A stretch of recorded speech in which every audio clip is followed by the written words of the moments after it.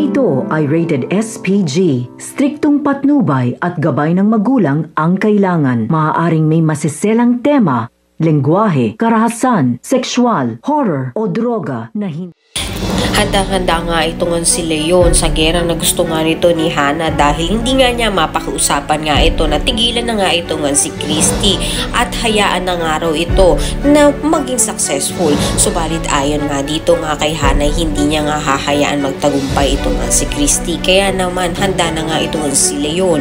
Ngayon na nakaisip na nga si Leon upang makahawin na nga ito nga si Christy na kung saan siya nga ang mag-i-invest sa bago nga school nga nito nila Christy. At tungtuwa nga sila dahil napatayo na nga nila muli ito. Ngunit nalaman naman nga kagad nga ito ni Hannah kaya gagawa siya ng paraan upang mapabagsak niya nga ang eskwelahang ito. Sa kabilang banda naman nga ay matutuklasan na nga nito ni Franco ang tinatagong lihim nga nito ni Shaira na kung saan may dalawang bata nga itong biktima. Kaya ngayon nga ay nakiusap nga itong si Billy na sana nga raw tulungan na nga siya sila nito ni Tori na makalaya na nga dito nga sa mga kamay nito ni Shaira.